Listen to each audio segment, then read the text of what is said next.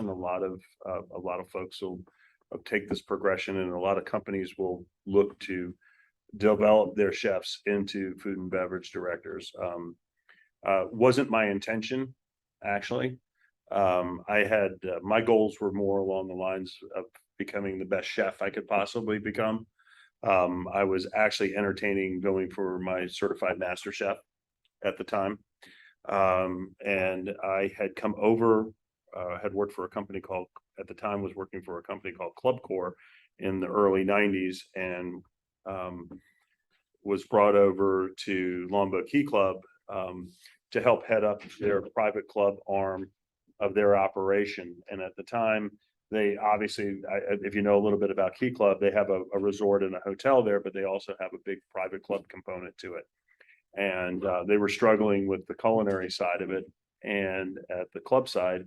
And so I stepped in that arena to be the chef there, to be the chef for the club side of the property. And one thing led to another, and you know how things just sort of move along from a career standpoint. And at the time, the general manager said to me, you know, he said, would you be interested in stepping up and being the food and beverage director? And I didn't want to.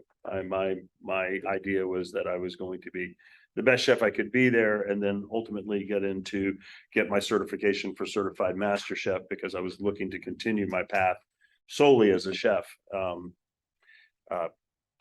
The general manager involved me in all the interview process for the food and beverage director for the position. And after about 7 or 8 months of interviews, he asked me again if I would do it. And I said, no, for a second time. And he said, so all that you've been doing, because I was actually wearing both hats at the time, over the last several months, you're going to allow somebody to come in here and undo it and change everything.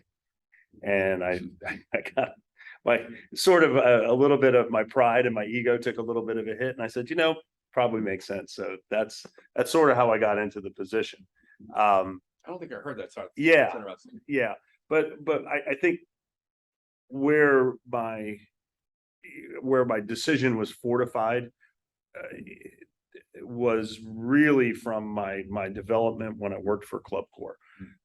When I went to work for Club Corps in the early 90s, they had a program there where, as a chef, they not only developed you as a chef, but their intention is to take their chefs and make them general managers.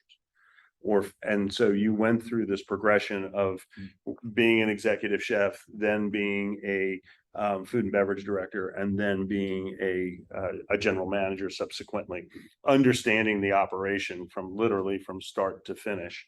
And so I had that background. They spent a lot of time with us on the financial side, a lot of time on the front of the house side, which was something that even at that time was kind of new in the chef world. Chefs were always kind of kept behind the doors.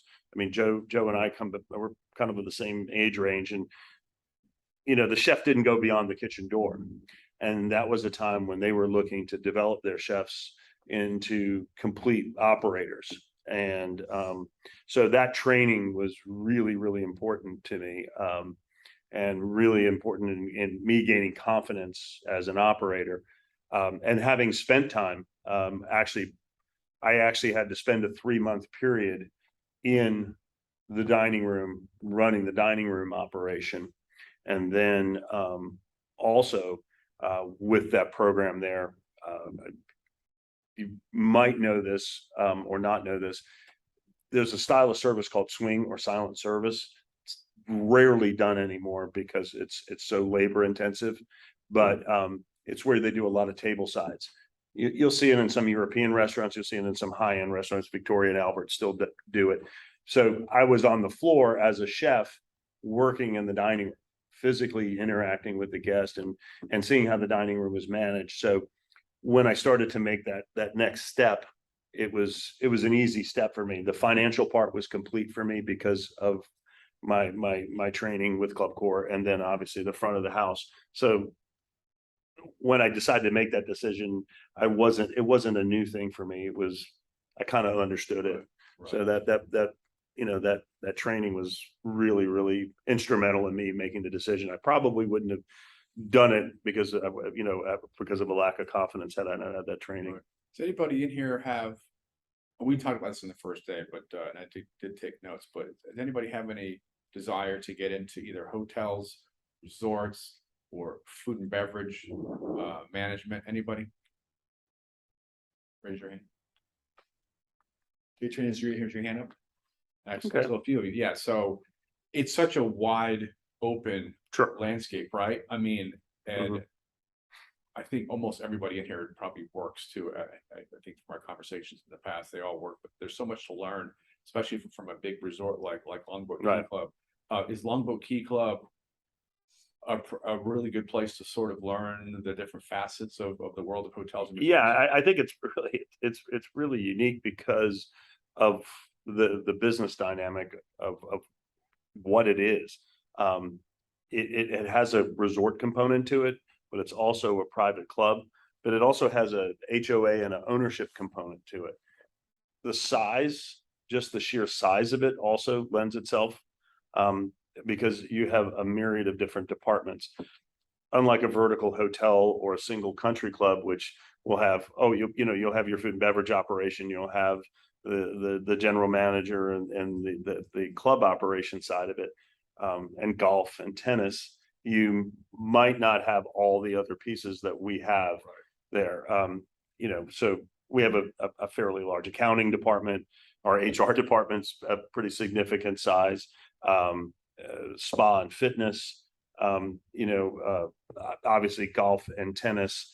There's a club operation side of it, and then there's the resort operations as well, which goes to everything to pool and beach. So if you're There's a marina too. there's a marina as It's a well. whole nother There's a world. 290 slip marina. So as someone who's starting out in the hospitality field, you're dealing with a myriad of different parts of the operation and you learn how you as an individual and then as a team member work with those other departments and how they kind of work together to make an operation of that size.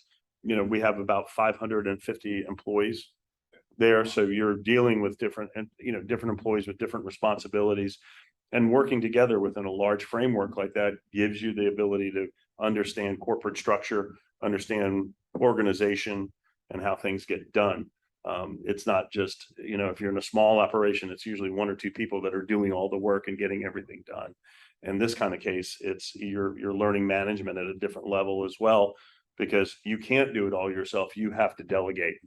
How did you learn how to manage people? Did you wake up one morning at a certain age and say, It's "Oh wow, I can manage people"? Yeah, to me, management has been an ongoing thing. I think it evolves every time I think about it. The manager I was 20 years ago and the manager I am today are vastly different. Um, Trends change, people change. But I think the important thing to really understand is, what you're trying to achieve and how you get people to achieve it. You need to take a look at that. I think you need to elevate the people that you work with. And that really is the primary job of a manager. We can go into all the details, all the specific steps, all the things that would be particular to a particular job. But I think really at the end of the day, your job is to elevate people. I gotta say this to his horn. He's a super humble guy, but I've worked at a lot of places and had a lot of bosses and maybe been the boss too. And I tell you, Bob must be a really good guy to work for, a person to work for, because there's very low turnover rate there. You've been there just over 20 years. Mhm. His executive chef, trust me, this one is usually executive chef that I'm not saying they bounce around, but they sort of move around after a few years. His executive chef was phenomenal. Has been there over 10 years, right? 20. Gosh, He was here. He was the second person I hired. so Bob's doing something right, and because they have pretty low turnover rate, clubs usually do too. So These are just words of wisdom. This is gold we're talking here. So getting any good manager to talk about how they motivate people. So all these different awesome departments and places you can work at Longwood Key Club. Can you escape food and beverage, or is food and beverage sort of always touching Absolutely, something? but I wanted to go back and finish the point that we were saying about, you know, elevating people. You have to be an enabler. If you start out with the premise of I'm going to equip people, I'm going to educate them, I'm going to set expectations, but then I'm going to enable them to do your job. If you set out with that mindset, it doesn't really matter what personality type you have. As you mature as a manager, you'll learn how your personality interacts with other people's personality to get the most out of them. But if you start at that basic premise, you will be a successful manager. The fiduciary part, it's in a book, and you're going to learn that part. You're going to know what's expected of you. Your boss is going to say, hey, this is what's expected of you, but how do I get the rest of the people here to do what I need them to do to be successful, and to do that, and to herald people. And because at the end of the day, you know, you need to be thankful for what they do. But really enabling people to do their job. When you do that, you have satisfied employees. The complaint you have is like things are unclear, or I didn't have the tools to do my job. Those are generally the major complaints. When you're giving someone the things that they need to do their job, they're going to be happy and successful. So very simple. Yeah, it's a very simple premise. So yeah, no, that's good words of advice there. So yeah, you know, to answer your question, are you pigeonholed once you go into food and beverage per se, or you go into the hospitality side of it? Absolutely not. In my experience, and the thing I did in my career and tried to do in my career was to educate myself in as many facets of the business as I could.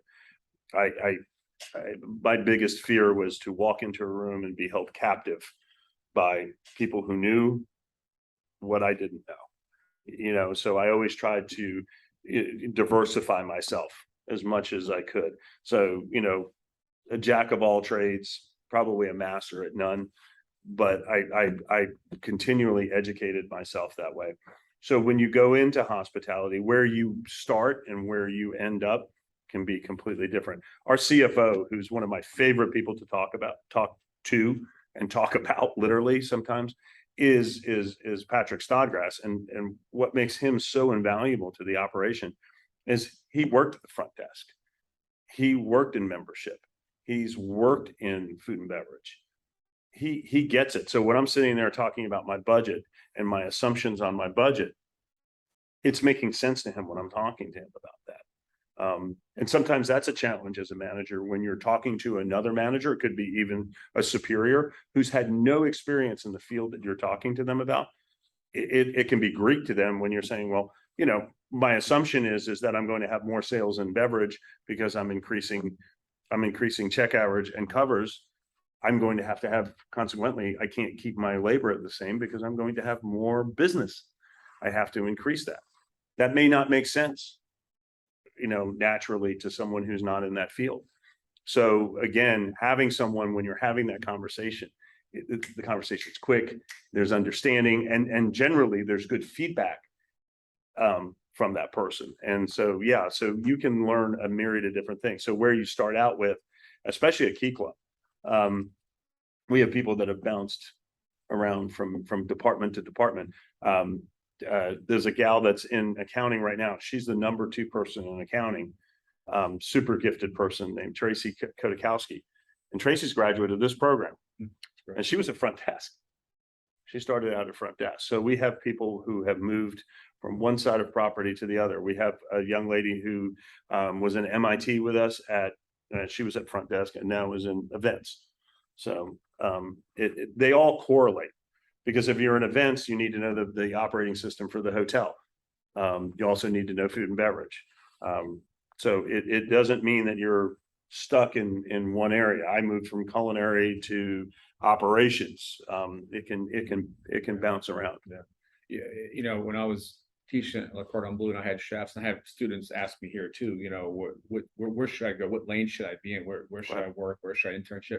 And I'm so biased because I've always worked at large properties. Most of it, I think 8 out of 10 places I've worked, 80% of the time it's been on a big property, because you can learn so much so fast. You know, it's like it's a city, it's like its own little city, and there's all these different departments, and you can learn more. And you spend 2 years here working and sort of work in different places. It's like you were probably 7 years somewhere else, right? Yeah. Yeah. Yeah. And you're gonna, and two, you know, as a developing manager, and I mean that not because you aren't good, but I think, what is everybody here not older than 25 years old?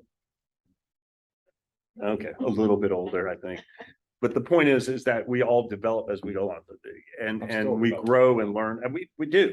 And when you're in an operation that's large, we learn a lot of times by emulation. We learn by, hey, what did this person do right? What do I like about that person? Or what did that person do wrong? Sometimes is, you know, you learn a lot from people's mistakes as well. So when you have a myriad of other managers and different layers, and you see how an operation works and doesn't work, because there's definitely, in a day-to-day operation that large, there's plenty of successes and plenty of failures and why things go wrong. So when you're exposed to that at different levels, that's growth. You may not have actually had your hands on it or been working in that actual department or that hands on that project, but you'll learn from that, and you'll grow from the people around you. You'll say, you know, I like the way that person handles that guest. I'm gonna kind of copy that. Benchmarking is, I mean, I can't tell you the number of times I do it.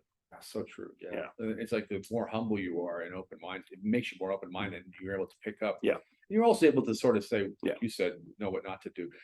So you have this is a restaurant management class. Right. How many restaurants on property? There's 5 full service restaurants, and then snack bars, delis, and then operations beyond that, room service, so on and so forth. Yeah. Concepts. So you definitely manage restaurants, obviously. Yeah. So all 550 employees, are you looking for, and I guess it depends on the position, but are you looking for certain characteristics in somebody when you're going to put them in as a restaurant manager, or somebody who will eventually get there, or a server, or do you look for, or does it not matter?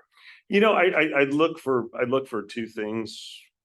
The first thing I look for, and you'll laugh when I say this, but I've learned this a long time ago. I look for nice people, you know, and generally we can figure out pretty quickly in hospitality. There's those people that'll always be forward facing, and that's a personality thing. And there's people that enjoy being in behind the scenes and making things happen. You kind of earmark those people as they come in. You learn from those people, but we really start out with people who are looking to grow, looking to develop themselves, and they were just generally good people. If you start with that premise, then you're generally successful. So you can teach a lot of those skills to them when they start. A lot of it, but that core, that core piece, who you are as a human being. I tell you, he's probably read Danny Meyer's book, because Danny Myers, you know, what's the title of that book? He had a bunch of books. I mean, that's the thing. I mean, his most well-known book, we used it in our one of our graduate class, Setting the Table. Danny Meyer's phenomenal. That's one of the big takeaways there is finding people that are good people, and they want to engage and talk, and then you can train all the right. And then, you know, and again, the steps of service are they're not difficult. So if you have someone who's engaging, you certainly want to get them in a guest forward type situation, who's comfortable with people. And then there's other people that you learn, like Tracy, for example, that was talking about in accounting. She was okay at the front desk, very technically excellent at her job, but found that she is much more comfortable behind the scenes. But she has such a massive effect. I mean, she is such a go-to person for all the departments from a financial standpoint, and a computer standpoint. She's such a resource, and you find those people, but she's into it, and people have to have that hospitality mindset, because the hospitality mindset is equal on the back of the house as it is in the front of the house. I'm a big believer in great internal service begets great external service. So if I'm providing you with good service and you're standing out on the floor there in front of a guest you're going to give them great service because I'm giving you good service. And it's contagious. Hey, I'm getting the guys in the kitchen are doing a great job for me, or the guys in accounting are getting me all the information I need so that when I'm at the front desk, I can deal with the client much better. How are restaurant managers, are they hired from within, or are you? Generally we try to, we absolutely try to hire within. COVID took us a little bit out of our kind of our format or our style, simply because of the uniqueness of our property, and the diversity of it. We like to train people from within. So if you have spent time with us, we generally look for people who have worked on the property because they have an understanding of the basic business principle. That's probably the hardest thing to learn at our property, is because of what we are. People will look at us and say, well, it's the resort at Longboat Key Club, you must be a hotel. Well, when I tell people that the hotel is an amenity to the property, they look at me and go, that's a huge hotel, how could that be an amenity? Well, the club is really the primary driver, and the homeowners association is probably the primary driver behind us. There's so much more money there, but not to say that the resort is not, financially important to us and also an integral part of the operation, because it's actually a filter for us for membership. And so that operation is full scale. It's still a very big operator, but again, to understand that dynamic and how that works and how we deal with the different customers out of each of those areas is really, really important. That's the toughest thing to learn. The day-to-day things, the expectations, the responsibilities, the things that we would want to have operationally, for a manager is not that difficult. It's not much different than a freestanding restaurant. It's understanding who's sitting in front of you when I'm going up to the table, or when I'm going up to the front desk, or I'm dealing with a customer. Who is that? Who is that client? Yeah, because you guys are talking about marketing. Who am I marketing to? Who am I talking to? How much of your time as a food beverage manager, because you have a lot that you're in charge of, but how much of your time as a food beverage manager is spent on your purchasing system, cost control, inventory? Is it majority of the portion of your day? No. I would say that those are my tools. I wouldn't say that I spend time with that. I mean, because the systems are in place. So those are the tools that I utilize to effectively do the job. So as far as the POS system, do I need to do upgrades? I mean, we're looking at an upgrade tomorrow for our POS system. I don't spend daily on it. Do I use the POS system? Yes. Do I refer to it? Yes. Do I look at the property management system? Yes. Do I use those? But those are tools that I use within the day, but it's not something that I'm constantly looking at. I'm looking at what is improving the operation on a kind of a global look, and what can I do to improve that. So it sounds like and I know you've talked to me about this before. When you first started as the food and beverage manager, you kind of created or retooled those systems and retooled them since then too. Exactly. You're constantly looking at what you're trying to achieve in the operation and what's the best way to do that. When you come into a new situation, you look at what your goals are. It really comes down to the basic premise of when you're building a budget. Where do you start when you build a budget? You start with a narrative. Who am I and what am I trying to achieve? And so, what are we trying to achieve all the time, and who are we is the constant question that's up in front of me. I opt very specific financial goals, but those numbers are numbers. How do I make those numbers work? So again, when I'm going into, crunching numbers or getting specific data, accurate data is absolutely the most imperative thing. When I say to somebody, is that a good number? I don't mean, is my food cost good? No, is it a real number? Can I make decisions on my business based on those numbers? Are they hard and true fact?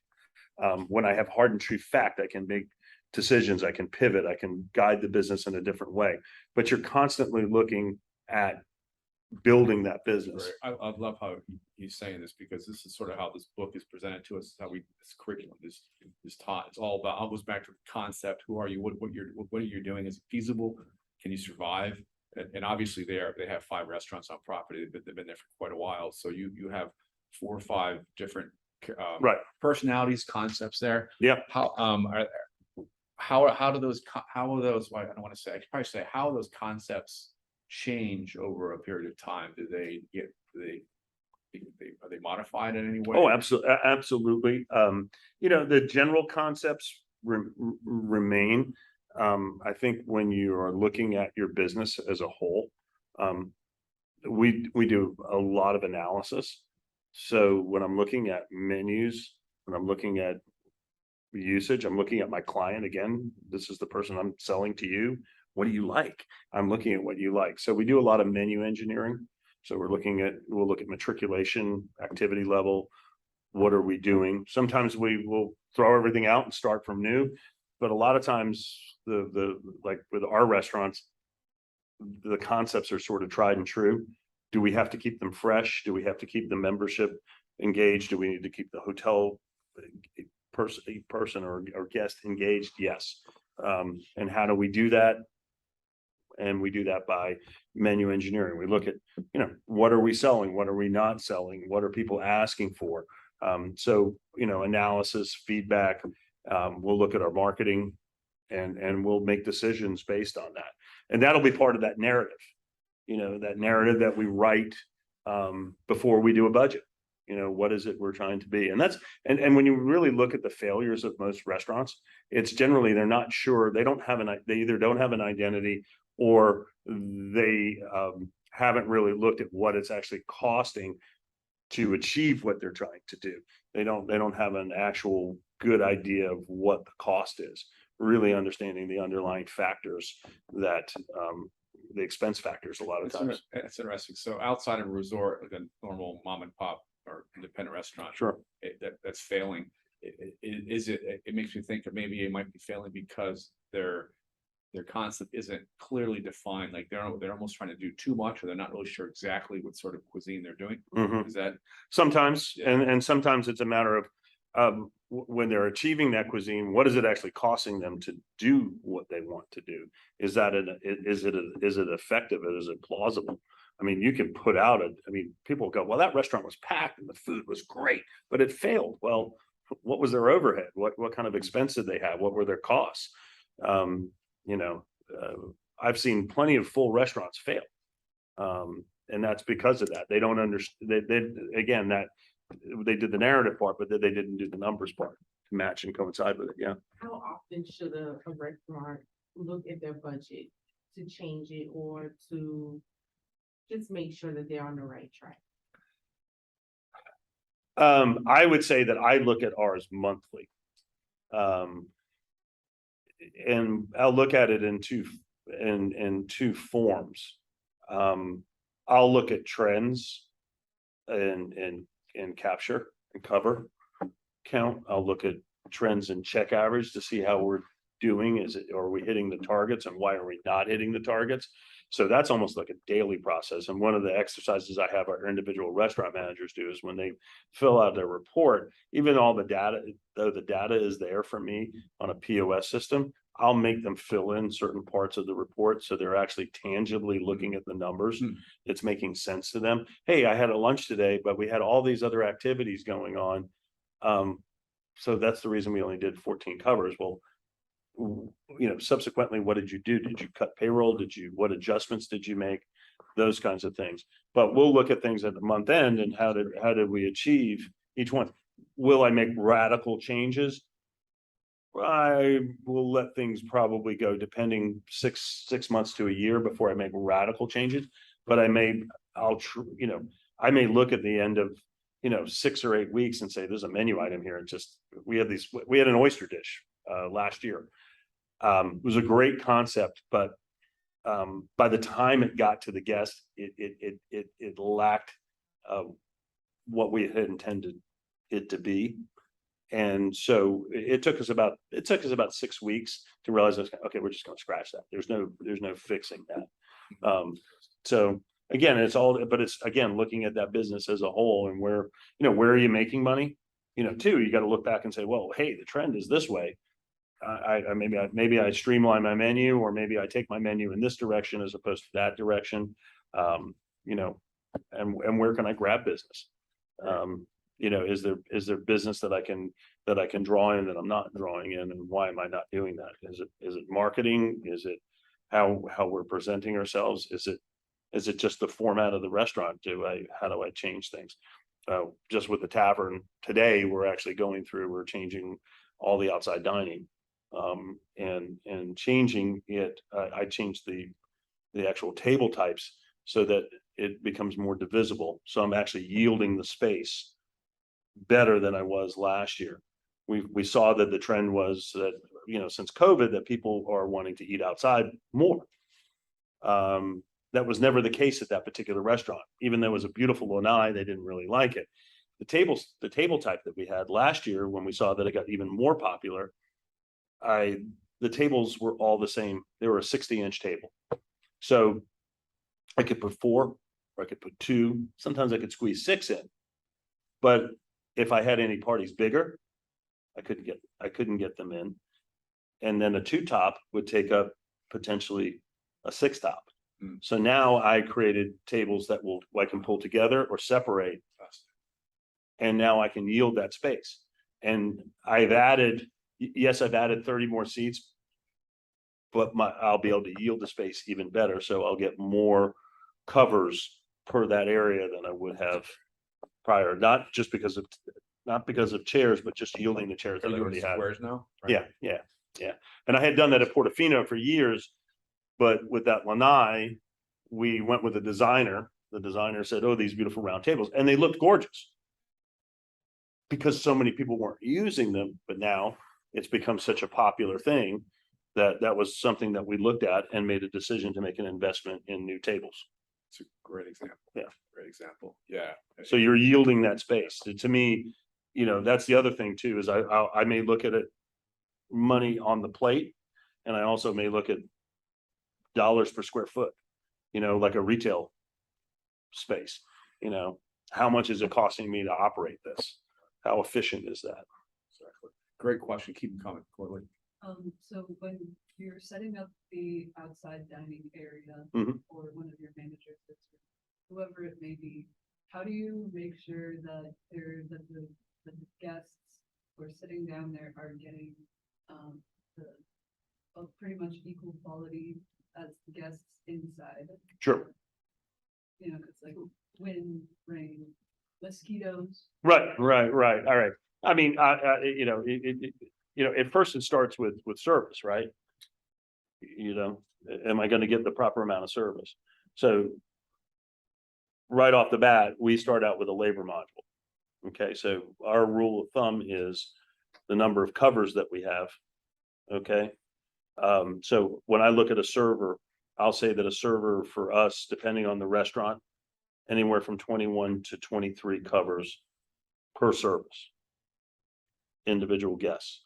Okay. So when I'm building my floor plan and I'm building my staffing on the schedule, I make sure that I have adequate staffing for the outside dining. As far as mosquitoes and things like that, that's physical plant issues. So I have pest control that comes by. I have tiki torches that are out. I have ceiling fans, which help keep the no-see-ums away. It is a covered lanai, so we're good that way. So those would be some of the things but that's two different phases. That one is a service phase, and one is the physical plan. What we look at is when we have the physical plan. Service, 4-hour service window? Yeah, generally a 4-hour service window. So from my understanding, it's separate, or the people who work on outside, it's like. So when I run a restaurant, I will assign sections to a server, so servers. So when I'm looking at a different, like a particular floor plan for a restaurant, I'll divide it up into sections.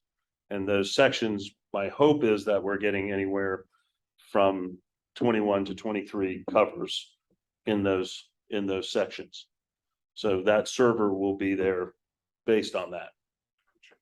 Yeah, so you're not just, alternating tables, or just hoping that someone's coming in. We're planning how we put, how we put reservations in, how we seat the room, all plays into, so the hostess at the front, let's say, for instance, you were outside in an outside section and you'd only had 2 tables, everybody else is getting more, they're going to seat your section in order to, so we're spreading out the covers to you. Anybody? Good question. Again, we're yielding the space. On that note, you've been doing this a long time. Are you comfortable with your forecasting ability and how are you using more than just historical data? You're using weather and holidays, things like that. Sure. Are you guys pretty accurate on hitting those? Yeah, forecasts? I'd say we are. A lot of that has to do with my tenure there. I know the ebbs and flows. That's an art. Yeah, when I do, and I do my budget in different ways, depending on the outlet. Some I will determine it's based on matriculation. So what is that matriculation? So if I'm at the hotel, a lion's share of the activity in those restaurants is generated by the hotel guest. Mhm. We do have member activity, but the primary driver is hotel. So what I'll do is I will create a capture ratio based on occupancy, which will give me a general idea. I also have historical data where I can qualify that. So I'm not just arbitrarily saying, well, this looks like the right number, but I'll qualify it against it. When I have, like, for instance, the tavern that we were just talking about, it doesn't really have a driver in the evening. It's more membership. We'll take more of a historical approach. We'll look at what our trends were and then base it out on that. You can imagine that. I mean, that is definitely art to do. I mean, I've worked with some people that were just amazing at forecast, and they would take the forecast they got from counting and they would add layers to it. And I was always amazed with that person's ability. And we to do that. forecast month to month. I mean, I'll look at I'll look at the previous month, and if there's trends that I think are going to carry over, I'm going to look at that. I mean, and obviously I have 29 revenue streams. So I'm looking constantly at how they're affecting. So back to Ken Reese's question. So that might change your budget if you're flexing it, if you're increasing or decreasing. Yeah, absolutely. It's Yeah. going to affect everything. Yeah. If I'm anything that I do is going to have a ripple effect. It's going to have a flow through effect on anything that I do, whether it's labor or cost of goods or just direct expenses. It's going to affect it. Food costs or labor costs, which is harder to manage? Labor. Yeah. Labor costs.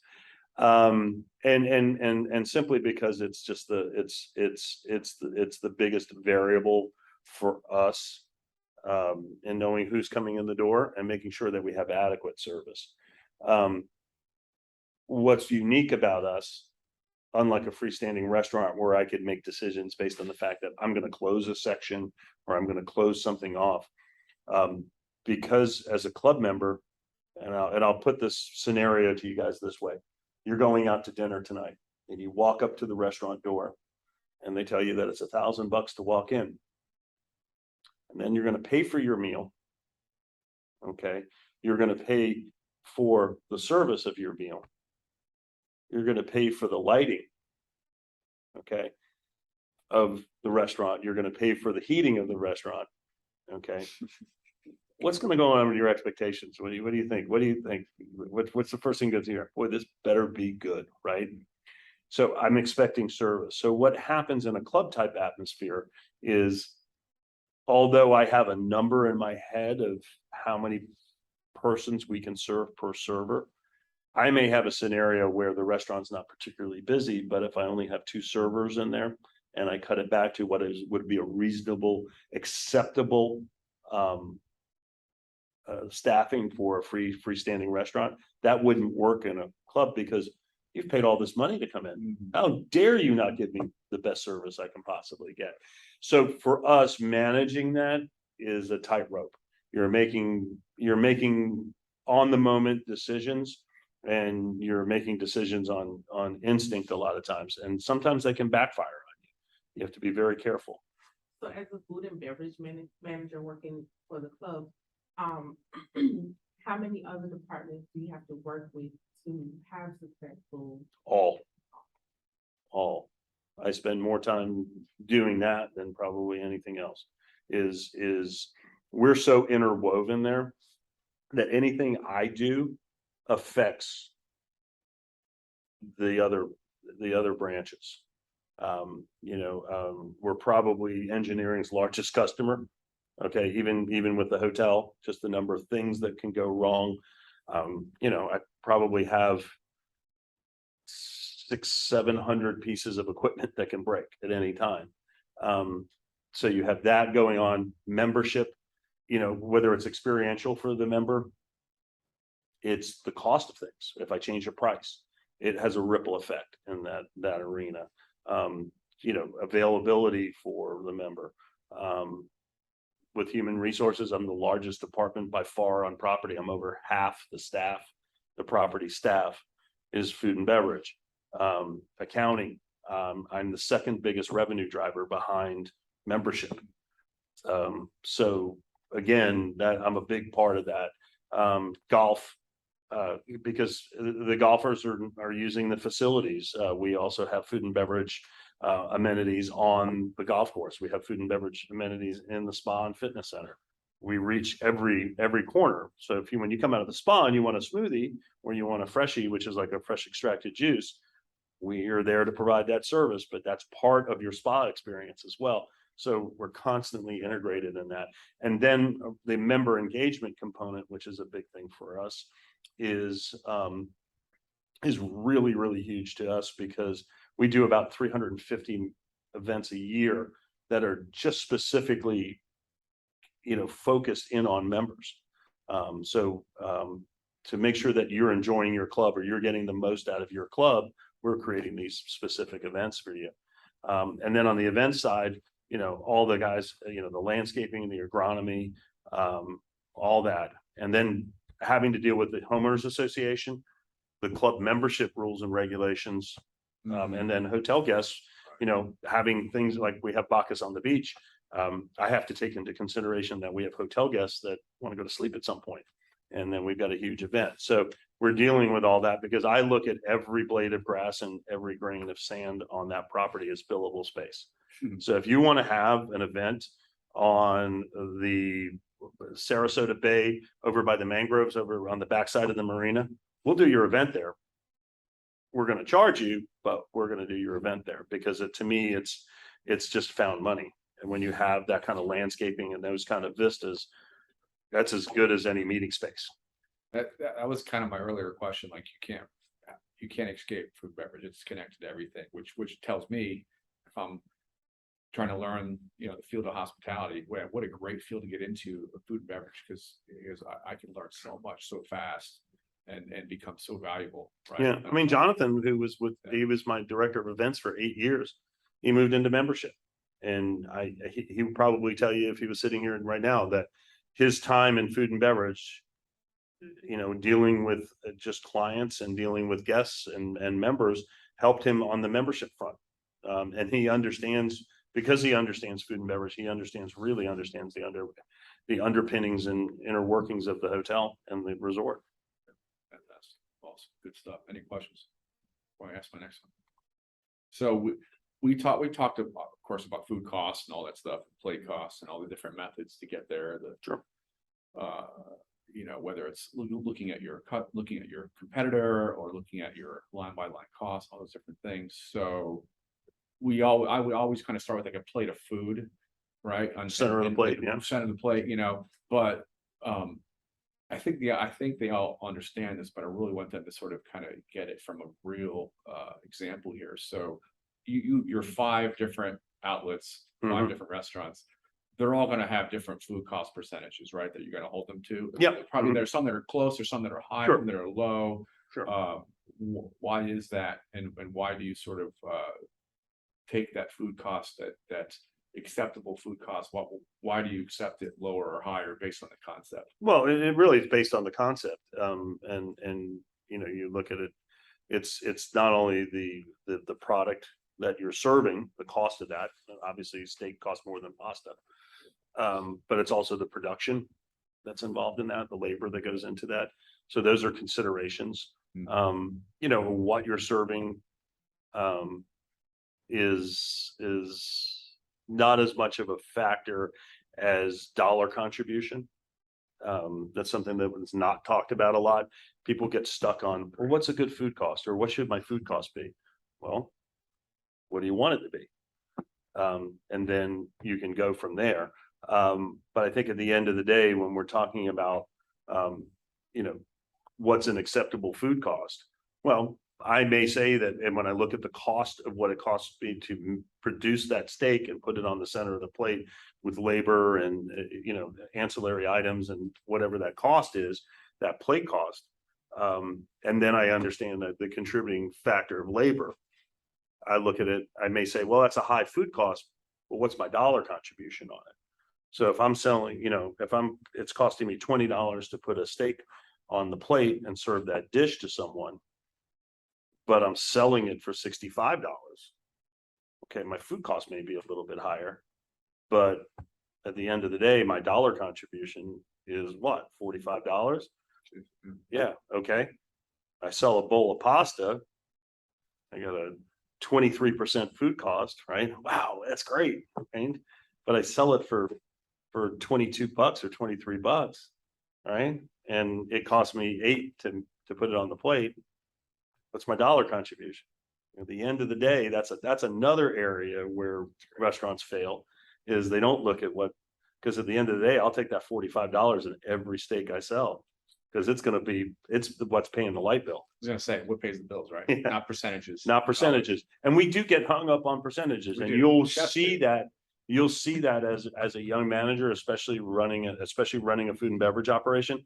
I deal with so many young guys that are coming up like within our company, and they look at the budget and they go, well, they told us our food costs had to be 36%, and I've got to hold to that. Well, what are you selling?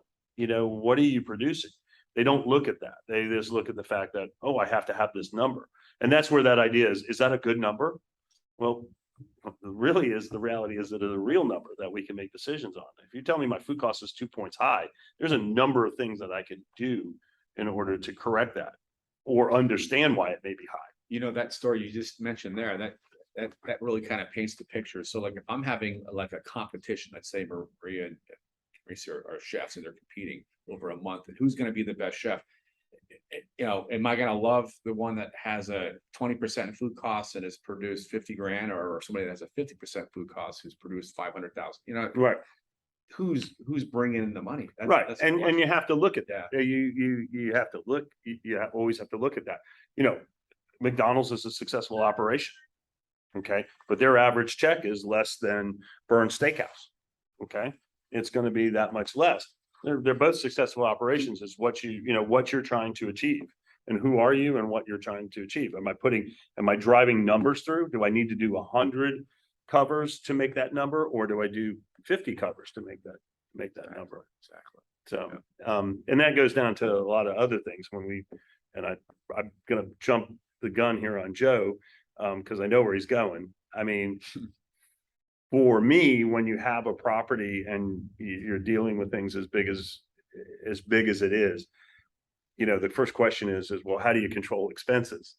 And the first thing that comes to my mind when I start talking to you guys about the way we price different things and the pricing structure that we have for the different restaurants. For me, the restaurants, they're the least profitable. They're there as a member engagement piece. Do we make money on them? Absolutely. Is it good money? Yes. But in the scheme of things, I spend probably less time worrying about outlet profit than I do about event and banquet and catering profit. That's where I spend, because my mix of business determines how I can control my expenses, whether it's food cost. You know, I have a lot of latitude when I'm running a restaurant that's not open to the public, and I have to be sensitive on price margin. My food cost, it's really hard to run a fine line there. My food cost may be a couple of points higher. But if I have a good mix of business, that the next 50% of my business is coming from banquets, and it's got a much lower food cost. It's got a 22 or 23% cost of sales, and it's over half my sales. Organically, it's going to drive down that number. Okay. And it's also going to help me on the expense side. So direct expense, it's going to help me on labor. It's going to cover up a lot of woes. So I manage expense by driving revenue. I don't manage it by going, oh, well, my food cost is bad. I need to like remove items, or, well, we need to go with a cheaper cut of steak, or I need to not buy these products anymore. If I drop quality, the less chance that I'm going to be able to ask that member to pay their dues every year to stay there. So I have to keep that quality really high. But at the end of the day, you know, I've got a boss over in Portsmouth, New Hampshire, that's going, hey, buddy, you know, your money is not where it should be. You know, I'm not driving profit. So how do I do that? I manage through that mix of business, that mix of, you know, restaurant to outlet to event. Two major takeaways, right? So how do you manage expenses? As Bob said, you drive revenue, and then the earlier takeaway was hire nice people. You know, I mean, if you can walk out of here with those two, that's huge. That's everything. And you know, I'll admit, as a young chef, I didn't quite get that. It took me a little time to get the get away from the percentage and think about how can you Sure, because get that it's because it's contribution ingrained margin. into you as a young chef or as a young manager, because your focus is generally on a much smaller area, and that's driven. I didn't gain that concept. I probably would say till I started working with Michael Welly, who was with Disney he was an Eisner guy. And when I started working with him, you know, we started talking about top line management, and that was a whole new concept to me. But once I understood it and what I could do, and how I could really drive profits, oh my gosh, yeah, I was, you know. And that's where good wines and good beverage comes into play, Sure. because the contribution margin is so much bigger. Right, than, right. Right. I mean, I may take French 50% Yeah. cost on a bottle of champagne, where people are saying, well, you know, your beverage cost needs to be 21%, but I'll take 50, Yeah. but I'll get, you know, $250 thing. for that bottle of champagne. Keep the lights on, Yeah. as they say. Yeah, Yeah, so it's been an hour already almost. This is great stuff. And I want to end on something that we always end up talking about eventually. Because you have a really good outlook on this, and I'm stealing his quote here, but the death of 1,000 cuts, you know, will happen to you if you're not paying attention. It's not the one big thing, it's the little things multiplied, right? Yeah. Talk about the challenges a food and beverage manager might have, and where they experience that death by 1,000 cuts. Yeah, the thing about it is, you know, if you're looking or managing from a P&L, for instance, and you're looking and you're saying, gosh, I'm continually losing money here, but my costs are really not that far out of line. You really have to start looking at the operation. You have to be involved in the operation. You have to walk the operation and see, because, you know, like my big focus this year is on disposables, because we're spending so much more money on disposables. Are they wasted? Are we using them efficiently? It's creating efficiencies within your program to keep those things away. Is it one guy that's cleaning your steaks for you that is making improper cuts, or he's not getting the yield from the butchering that he should? That cost you. It's not a lot at this outlet, but if it's happening over here and over there and over here, if it's, oh, well, you know, that one case of paper plates, well, it got wet, you know, oh, it's only $30. But you start doing that here and there and everywhere. And even in a large operation, when you have, you know, 300, almost 300 employees. If you're not watching that and people aren't focused in on that, that can add up. All of a sudden at the end of the month, that's, 10 or 15% to your, taking off your profit line, because it's just little things that just add up. And it's rarely in an organization, when you have good management, is it one thing? It's a myriad of little things. And it's not necessarily the same thing from one restaurant or one area to the next. It could be different. Do you somehow work that into the culture where you sort of you're getting help from your employees on keeping an eye on those things? Yeah. How do you do that? I mean, Yeah, I mean, it starts with your mid-level management, but I always find that, and I'll do this myself. And I hate to use this term, but the least common denominator, but the person who's lowest on the totem pole, a lot of times you'll think, oh, well, that's the steward.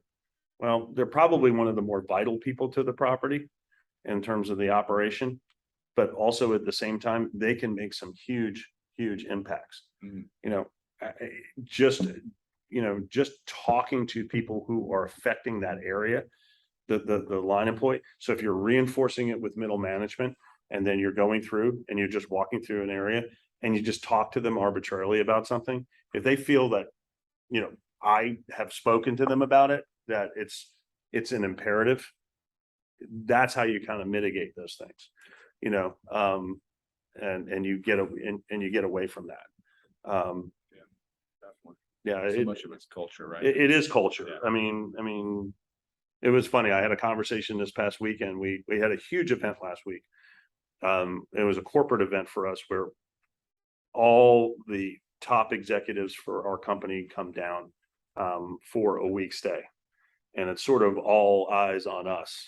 I mean, everybody is here. The Walsh brothers who own our company were there, their extended family, and then a lot of our top vendors. And it's a big charity fundraiser that we do. But again, our facility is highlighted. And we were sitting down at the end of it, and the conversations were going around the table, and everybody's patting everybody in the back. It was a very successful weekend, not only for the charity, but for the club and the operation. People were like, hey, what a great event. And my takeaway was the culture, how my staff responded to the guests, to the situations, was the culture that, I want to see. That was the thing that made me proudest. Were there individuals who stood out and did great things? Were there people that, really worked extra hard and their organization paid off? Yes. But what I saw was just at the lowest point, how our staff was reacting to the client. And that to me was all the difference. That spoke of everybody along the line. When you're at the least common denominator is making the same impact as the person at the top, that's when you're winning. That's it. And that to me was like, that was the success of the weekend, despite all the great things that we've done and the great individual efforts. Yeah. That to me, Well said. Well said. Any questions for Bob? a private club? it is a private club and it is a resort. So it's not open to the public, but you can stay at the resort. And if you stay at the resort, you can have access to the amenities and the facilities. What are the HOA fees for? So we have a homeowners association that, as we have condos on the property. So we have a HOA that we have to deal with, and the fees are nothing. It's really it's the board that becomes because there's shared property. I don't know if you've ever been out to Longboat, but we're 500 acres on the south end of the island, all the way up to the middle of the island and further. And so we interweave with a number of housing developments, privately owned condominiums, and then our own homeowners association with on the property. So there's a lot of shared property, shared land, roads, all kinds of things that take in consideration. So when I'm doing an event, I've got a wedding coming up, and I have to be very sensitive to the fact that where we're having the reception is very close to an area that is HOA owned property. But do they have access to all the resort amenities? Like Some do, is if they're, if, so yes, if they are a participating owner in our program, they have all the access. If they're what we call an NPO or a non-participating owner, they do not. They can be on property, but they have no access to the amenities. unless they paid like a membership. Well, unless they follow it, unless they can buy a membership and do it, or they can be in our rental agreement program. What's the percentage of MPO? Oh, it's minuscule. Yeah, it's minuscule. The only time only time that it really affects us, it's not a number effect, it's a political thing. So when you're asking to use space or share space, it can sometimes become a touchy subject. It's just something from a management standpoint that you have to be aware of and you're managing. So, it can be something as simple as the girls who are servicing the beach and working the beach. If they take one path versus another path onto the beach, we're encroaching on someone's condominium, and then they have an attitude about it. Yeah. Some do, and some don't care. Some take advantage of it and have room service brought to their condo. So Wow. it all depends. Wow. But again, it's just one of those things that you have to manage. Fantastic. Kimberly? How has COVID affected the way, like, your contracts are written between, anyone that's doing an event, or, I know you touched on it a little bit as far as like how we did the restaurant, but how else has COVID impacted service? Well, COVID, I think that it's twofold. We had an interesting reaction to it. We didn't suffer the woes that everyone did. I think we suffered like a lot of the hospitality industry was the staffing issues. But because of what we are as a dynamic, not only being a hotel, but a private club, and because we're nestled on that island, and we're sort of secluded, when COVID hit, we never closed. So the hotel remained open, and it was virtually empty. I mean, we had a handful of people who were staying there, literally got trapped, and couldn't return home. But we kept, for about a month and a half, we kept one of our restaurants open, and myself, the executive chef, the executive sous chef, and our assistant food and beverage director, we basically worked in a restaurant and kept the restaurant open the whole time, and served. And then about right after that, I brought back 220 people that I had furloughed. So almost within a month's time, the operation was coming back and then slowly built back up. How it affected us is it hurt us badly from a staffing standpoint. We didn't really recover until about 3-4 months ago. I really saw the light at the end of the tunnel. I literally was working in 2 different restaurants, managing 2 different restaurants, as well as doing my job, because we did not have the people, and we didn't have the staff. From an event standpoint, it was an interesting thing that I did. I'm pretty proud of this because I took a lot of guff from corporate, because most of our corporate folks let their sales team go. And I opted to work a little harder, and I kept my director of events and sales in place. And I sat her in a little office on property, and I laid her call every client we had and every bride we had and hold their hand and say, it's going to be all right. And we got people, rather than to cancel, because they had that caveat in our contract, we held on to them and we made them postpone and push it back. And we bent on our end of the contract to say, hey, sure, you want to do it a year and a half from now, fine. And we were able to maintain most of our corporate business, and it came back pretty stellar. And our growth margin this year is going to be enormous on that side. In fact, I had to add from our pre-COVID staffing in my events and sales team, I had to add two other ladies to the team because the business levels are going that great. And that means I generally say that I need an event manager managing anywhere from 1.5 to 2 million. That's what a growth that we had. So, and we're expecting that same growth in 23 as well. Yeah. Great question. I know Bob worked so hard there that whole time out. Every time I talked to him, he was working front desk, restaurants, he was all over the place. Bob, you are certainly the food and beverage guru, man. We couldn't thank you more for coming in here today. This is a great talk. This is like the first time we did it like this style. This is great. As you guys get to really kind of hear what he does. And good questions from you guys. I mean, that really helps me kind of, great questions. You know, there's a bunch of stuff in my head, but so apply, work at Longwood Key Club, great place. But can you just sort of just give them the internship sure. So summary? So it's awesome. It's awesome. So we've got the internship program that we put together with Joe is kind of threefold. We have 3 areas where we have openings for internship. One is in hospitality side of the restaurant operations. The other is front desk, and the third one is in events.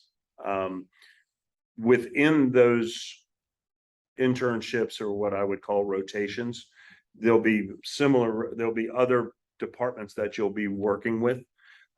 So you won't just be stuck at one place or working with one manager. You'll be working in a number of different places within those different areas. So for instance, if events was your thing and that's the area or the emphasis you wanted to be in, you'd still be working with a number of different managers and being exposed to a number of different layers of our events team. So you'd be getting almost an immersion into what we do from an event standpoint. Same thing with front desk. And then what we tried to do is tie in some of the other departments with what we call roundtables. So during that internship, there would be a roundtable discussion where you may be sitting with our CFO, our director of membership, our director of HR, where whatever emphasis that you wanted to be in, they would talk to what was germane to what you were studying or where you wanted to focus. So how does HR affect food and beverage? They'd start laughing first, but just because of the sheer size, but events and so on and so forth. So I think it would be a good, for an internship, it's a good rounding. It's not just putting you in the operation or seeing the day-to-day tasks, but it's kind of understanding how you interface with the larger group and how an operation like that moves. Because there's so many working parts in it, and we call it the battleship because it takes forever to turn. Once the momentum's going, it's going. But it's not just one person affecting things. It's not one person sitting in a room and saying, hey, we're going to do this. It takes a lot. It's a hell of an experience for anybody doing this. So it'd be a great internship to put on your resume too as well. I mean, Longboat Key Club is known all around the country. I remember when I was working out in Arizona, I knew about Longboat Key Club. It's very prestigious resort and club. So I'm glad we were able to put this together and hopefully get some wonderful students. And we're also affiliated with Ocean Properties. I don't know, of course, which is, we have 130 properties in North America and the Caribbean. I believe there's 45 properties here in the state of Florida alone. Specifically, we're in the Northeast, out west in Utah, and in Canada, Montreal, that area. So if in that internship, you want to move on, if you started Longboat, or you want to look at another property here locally or up in the Northeast, if that time for your internship is in the summer months, Maine and New Hampshire are not bad in the summertime. So good opportunities there. And then, if you participate in that internship, you have first dibs or at least a first interview before we would interview for an open position. So if there was a management position after you've gotten your degree that was open, there'd be that opportunity for that. Fantastic. Good stuff. Let's give Bob. Thanks. Thank you. Fantastic. Just a couple laundry list items. Everybody in here, I think, and I talked to one person already, everybody in here is good on quizzes. So good job on that.